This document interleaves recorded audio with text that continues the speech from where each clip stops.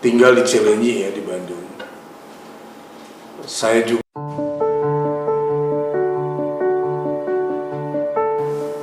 ya mungkin Allah menawarkan itu, ngerti nggak? Jadi sakit begitu ya. Betul. Ya, saya jadi ingat kalau misalnya ada pertunjukan kuda lumping, bagi yang segurusi ilmu jangan mengganggu. Oh, betul. Mereka menari di atas kawat berduri dengan kekuatan berzikir. Itu kan menunjukkan arogansi, kesombongan. Betul. Seolah-olah setan lebih tinggi daripada Allah. Iya, betul. Begitu ya. Ini fakta membuktikan. Mereka langsung loncat, gitu, ngerti? Kemudian akhirnya yang 30 orang ya, langsung pergi, hilang masing-masing. Dan langsung situasi aman. Ya. Kemudian sampai akhirnya kita mendekati azan zuhur.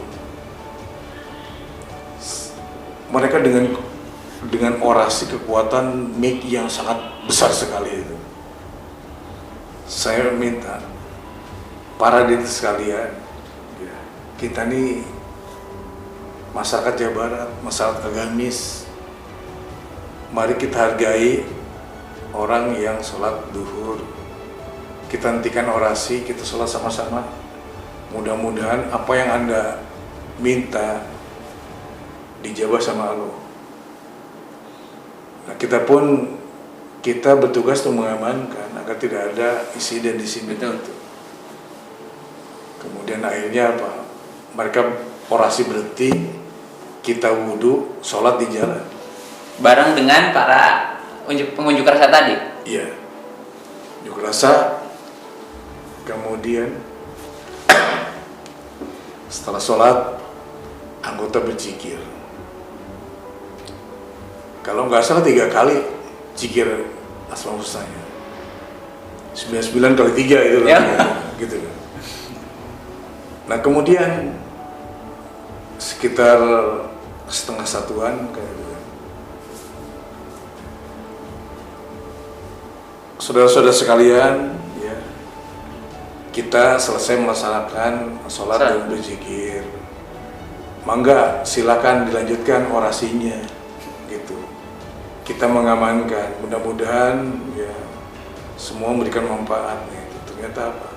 Sound system ini meledak, suaranya jadi kecil. Jadi tidak dilanjutkan karena sound systemnya hilang. Ini dilanjutkan, Tapi sound systemnya nggak itu lagi. enggak, meledak, kemudian suaranya kecil. Nggak seperti ini. Ya, nggak seperti di awal yang kencang banget. Kan sound system pakai truk. Ya, Kita nggak tahu berapa watt itu. Nah kemudian meledak, mereka berzikir sampai akhirnya apa? Saya udah bilang pada awal pagi-pagi, mari kita tangani dengan metode zikir. Saya berikan waktu sampai jam 7 malam. Kalau jam 7 malam mereka nggak bubar, kita sikat. oke. Gitu. Kita pakai cara keras. Kita pakai toleransi lah banyak gitu Ya. ya. Karena juga sudah mengganggu kan kalau udah lewat jam 7. Nah kemudian tantangan kita hadapi. Kemudian pada saat sholat zuhur, ya, ternyata Allah membuka, menutup mereka, sound systemnya dimatikan. Kemudian 1:30, kemudian 1:30. Ya udah selesai, pulang. Jadi 1:30 akhirnya selesai. Percuma sama polisi nggak didenge. Itu. Ya karena sistem udah ini, mereka udah Malah capek sendiri ngomong kan. Sendiri. Karena sistemnya kecil ya. jam 2 bubar mereka. Wah. Nah itu kalau nggak mendapat pertolongan dari Allah, Ya, betul Pak.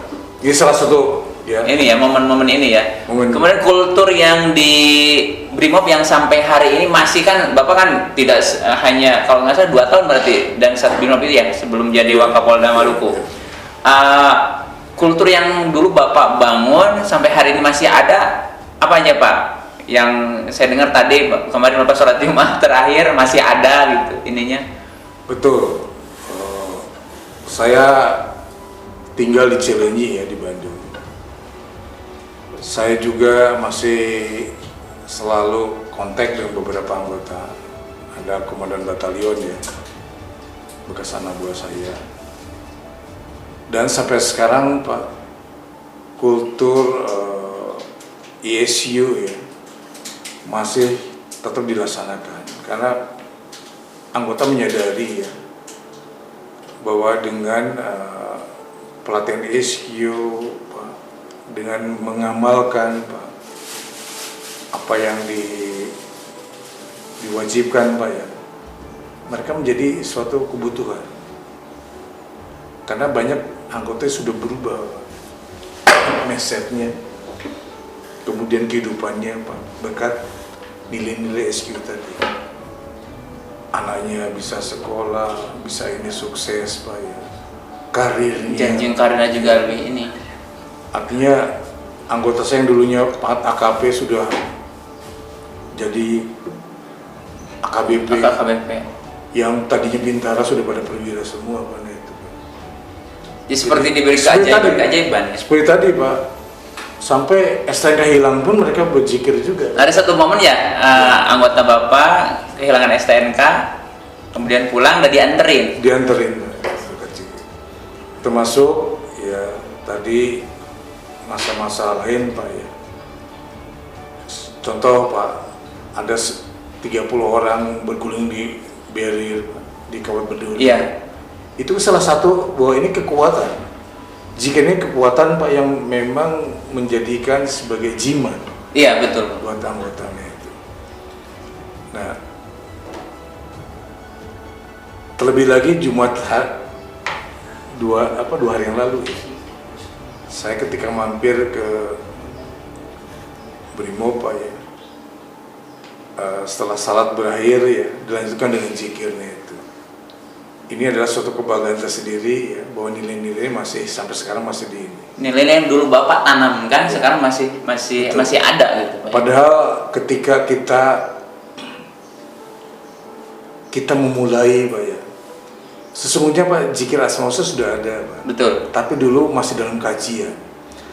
Tapi yang menggunakan secara massal adalah beliau pejabat sebetulnya. Ya yang menginisiasi, memulai dan akhirnya membumikan sampai hari ini. Jadi yang memulai bersifat massal itu beliau. Karena kita diundang ke sana Pak 30 orang, udah 30 orang Pak. Kita 1000 orang Pak.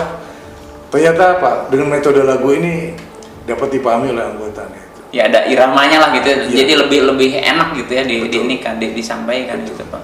Nah, ini kan karena waktu kita nggak banyak juga. Tadi karir Bapak luar biasa, pencapaian terutama sekali ya di Brimopolda Jabar yang sampai hari ini alhamdulillah mengubah wajah kepolisian terutama di Brimopolda Jabar. Iya. Yang tidak selalu represif ya atau kekerasan. Betul.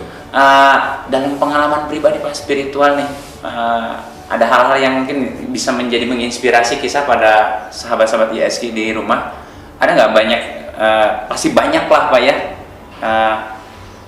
Yang tadinya Bapak punya punya keinginan tiba-tiba ternyata Allah langsung kabulkan gitu. Kisah yang tadi disampaikan Pak seperti apa? Jadi ada pengalaman yang sangat unik ya. Unik, menarik ketika bulan Syawal. Betul. Saya puasa kelima ya. Karena lebaran kedua saya sudah mulai puasa Syawal. 5 hari kemudian saya tidur, kemudian saya ya bermimpi ya, dipanggil sama Allah SWT atau meninggal. Kemudian saya mencoba di situ, ada semacam registrasi dengan sejumlah kelompok orang yang meninggal waktu itu. Dan Bapak nggak mengenal orang-orang itu? Ya nggak mengenal. Kemudian kita mencoba masuk ke lorong gelap gitu, ya, atau lorong apa lah gitu. Akhirnya keluar, Pak, masuk kayak sepadang masar itu, Pak. Nggak gelap, nggak dingin, nggak gelap, nggak terang, nggak dingin. Ya seperti inilah. Suasananya sangat aneh sekali. Di situlah banyak orang-orang, Pak, yang mengatakan, ya Allah, berikanlah saya kesempatan hidup kembali. Apabila kita lebih kesal, kita akan ibadah sebanyak-banyak, sedekah sebanyak-banyak gitu. Begitu.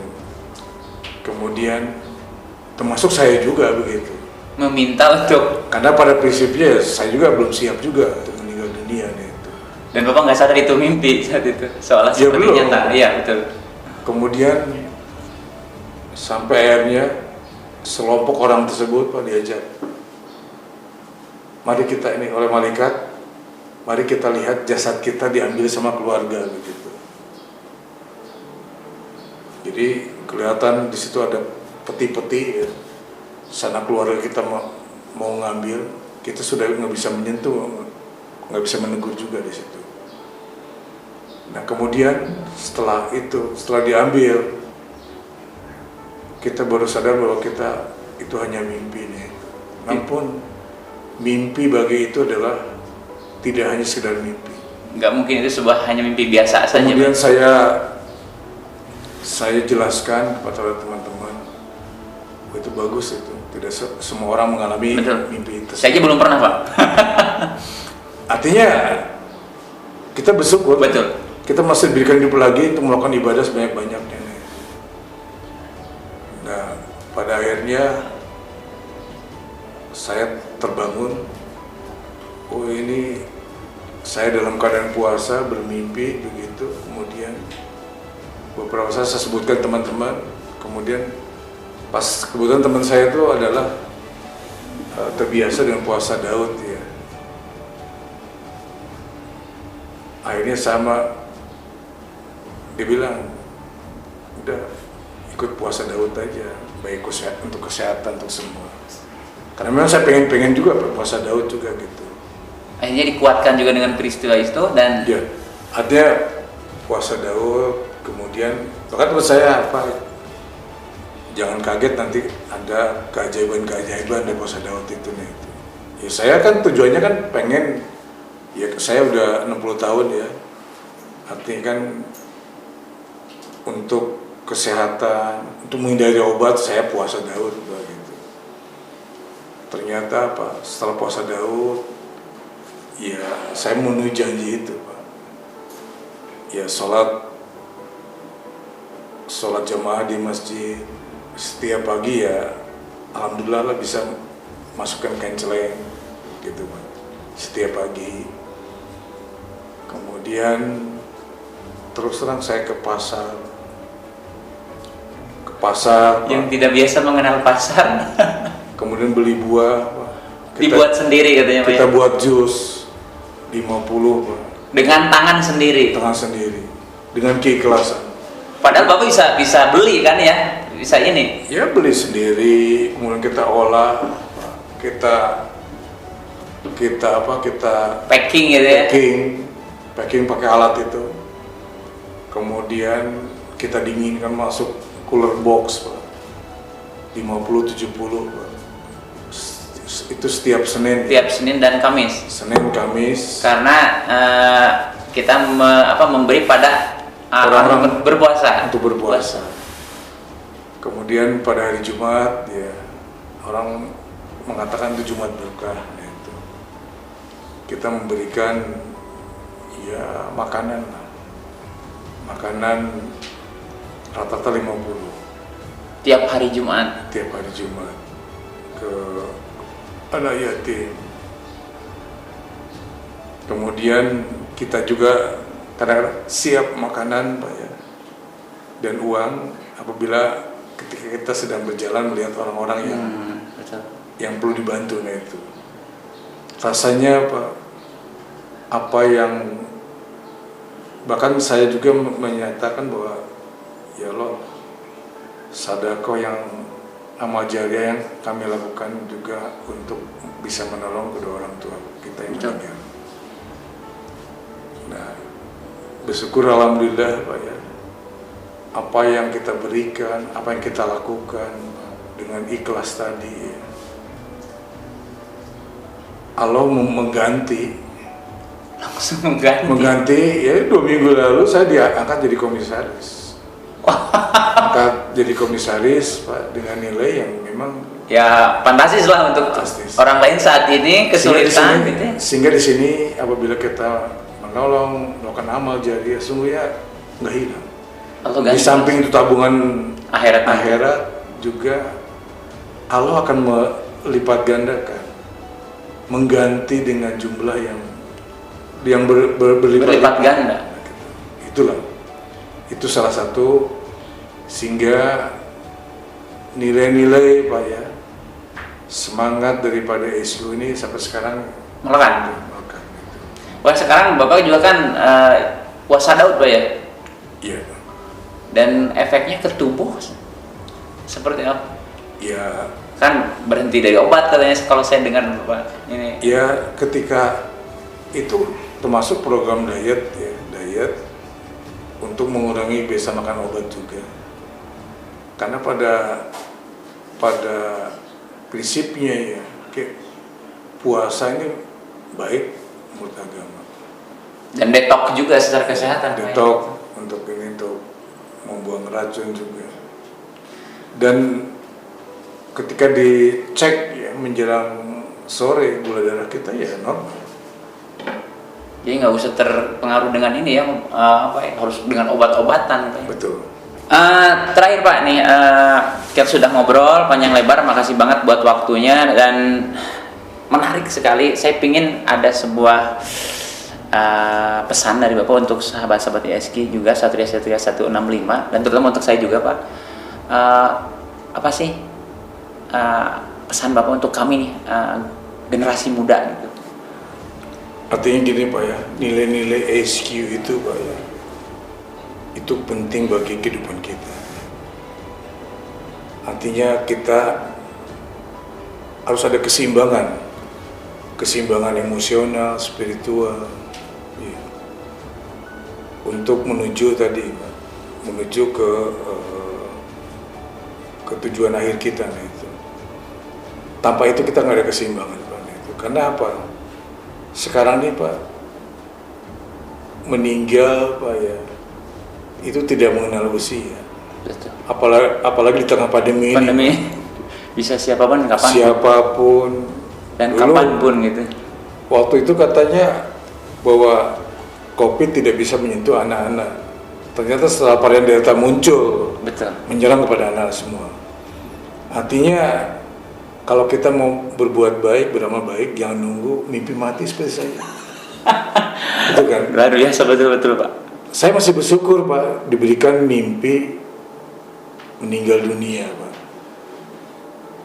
Disitulah saya merasakan Pak, ketidaksiapan Pak. Habis Sototo dipanggil. Sama. Nah, saya kira para sahabat SQ Pak ya dan lain-lain Pak, ambillah hikmah pembelajaran Pak. Betul. Dari cerita orang ini, karena kita harus kembali pada diri sendiri. Kalau kita sendiri meninggal, apa kita juga udah siap Pak gitu. Padahal Pak, kalau kita berbicara kehidupan sebenarnya Pak adalah kehidupan akhirat gitu. Kalau di dunia ini ada kehidupan yang sementara Pak gitu. Nah sebaiknya kita bersiap diri Pak, baca di Al-Quran, kemudian hadis, pengalaman spiritual sama orang, sehingga kita mampu menjadi orang yang unggul di dunia dan akhirat itu. Ini salah satunya itu. Seperti tadi Pak, ya saya insya Allah Pak, saya akan berubah Pak. Apalagi saya diberikan mimpi meninggal dunia itu. Yang seperti diberi kesempatan kedua Pak ya. Seperti kedua itu. Banyak juga. Saya mimpi, tapi banyak juga teman-teman kita Pak, mengalami mati suri. Pak. Betul. Itu juga sama juga itu. Nah, sebaiknya Pak, karena semua orang pasti akan meninggal, akan mati. Nah, di sini tergantung bagaimana kesiapan kita untuk menghadapi kematian itu sendiri. Begitu. Terima kasih Pak untuk waktunya, luar biasa sahabat-sahabat ISK. Ini kalau bahasa teman-teman biasa daging semua gitu ya. Jadi terima kasih sekali Pak, bisa sharing pengalaman, kemudian juga nasihat-nasihat buat kami generasi muda yang tentunya insya Allah menjadi tongkat estafet kebaikan di masa yang akan datang. Terima kasih Pak. Assalamualaikum warahmatullahi wabarakatuh.